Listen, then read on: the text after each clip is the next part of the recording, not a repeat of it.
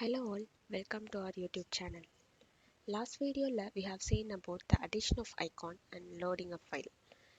In this video we are going to see about the environmental and platform check. So let's get into the topic.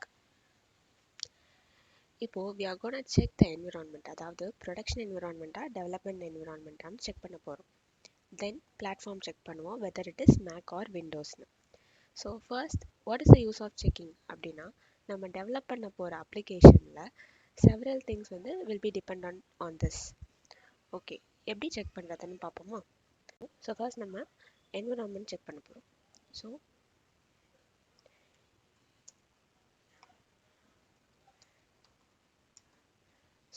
First நம்ம எப்படி declare பண்ணணும், process dot ENV. இந்த இஎன்வின்றது தான் என்ன environment அப்படின்னு சொல்லும்.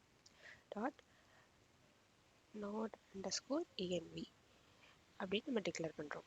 So இதை நம்ம எக்ஸ்பிளிசிட்டாக டு டெவலப்மெண்ட்னு செட் பண்ணுறோம். இதை நம்ம ப்ரொடக்ஷன்னு வைக்கலாம். எப்போ ப்ரொடக்ஷன்னு வைக்கிறோன்னா நம்ம when we are packaging and releasingல அப்போ நம்ம ப்ரொடக்ஷன் வைப்போம். இப்போ it is in development phase, அதனால நம்ம டெவலப்மெண்ட்னு செட் பண்ணுறோம். ஸோ இதை இன்னொரு வேரியபிளில் நம்ம அசைன் பண்ண போகிறோம். ஸோ இட் இஸ் கால்ட் நம்ம வைக்கிற நேம் தான். ஸோ இஸ் devனு வைக்கிறோம். ஈக்குவல் டு இந்த இது. இப்போ இது நாட் ஈக்குவல் டு ப்ரொடக்ஷனாக இருந்தால் நம்மளுக்கு ரீயூஸ் பண்ணுறதுக்கு ஈஸியாக இருக்கும். அதனால நம்ம இந்த மாதிரி வேரியபிளாக டிக்ளேர் பண்ணிக்கிறோம். நாட் ஈக்குவல் டு ப்ரொடக்ஷனாக இருந்தால் ட்ரூ, எல்ஸ் ஃபால்ஸ் அப்படின்னு ஒரு கண்டிஷனல் ஸ்டேட்மெண்ட்டாக டிக்ளேர் பண்ணிக்கிறோம். ஃபைன். நெக்ஸ்ட் நம்ம சொன்ன மாதிரி பிளாட்ஃபார்ம். இதை நார்மலாக நீங்கள் கன்சோல் டாட் லாகில் ப்ராசஸ் டாட் பிளாட்ஃபார்ம்னு கொடுத்தாலே உங்களுக்கு என்ன பிளாட்ஃபார்ம் அப்படின்றத உங்களால் இது பண்ண முடியும். ஸோ இப்போ npm ஸ்டார்ட் கொடுக்குறோம்.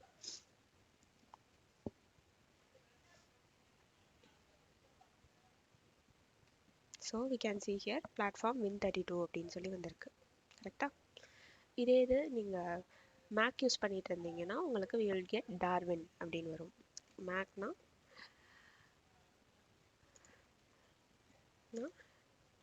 டார்வின் அப்படின்னு வரும்.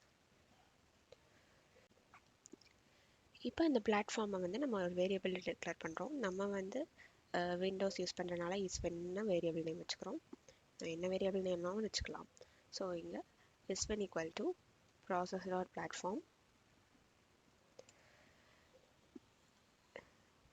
இந்த ப்ராசஸ் டாட் பிளாட்ஃபார்ம் நமக்கு என்ன வந்தது, win32. win32 இருந்தால் it is true, else false அப்படின்னு செட் பண்ணிக்கிறோம். ஸோ நம்ம எவ்வளோக்கு எவ்வளோ வேரியபிள்ஸாக டிக்ளேர் பண்ணுறோமோ ஸோ அவ்வளோக்கு எவ்வளோ நம்மளால் ரீயூஸ் பண்ணுறது ஈஸி. இப்போது இந்த இதை ரன் பண்ணும்போது, சேவ் பண்ணிட்டு ரன் பண்ணும்போது உங்களுக்கு ஏதாவது டிப்ரிகேட்டட் அப்படின்னு வார்னிங் வந்ததுன்னா நம்ம ஒரு ஆப் டாட் அலோவ் சொல்லிட்டு ஒன்று கொடுக்கணும். ஸோ நமக்கு வராது. வந்ததுன்னா நான் சொல்கிறேன் app dot allow renderer process equal to true. இது கொடுத்துருந்தீங்கன்னா உங்களுக்கு அந்த டெப்ரிகேட்டட் அப்படின்றது வராது. Fine. Next, what we are going to do is, depending on the environment, we are going to set the resizable option. So, the icon கீழே we are giving us resizable. Director is dev அப்படின்றத நம்ம allocate பண்ணிடுறோம். First நம்ம டெவலப்மெண்ட்னு set பண்ணியிருக்கோம். So டெவலப்மெண்ட்டாக இருக்கும் போது it will be resizable. So, we are giving npm start. இப்போ எந்த சேஞ்சஸும் நம்மளுக்கு தெரியாது. ஸோ இது resizable இருக்கு. When we are setting it to production,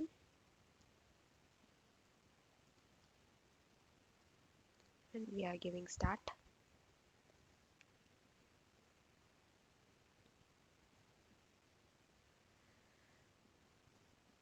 இங்கே ரீசைஸ் பண்ண முடியாது.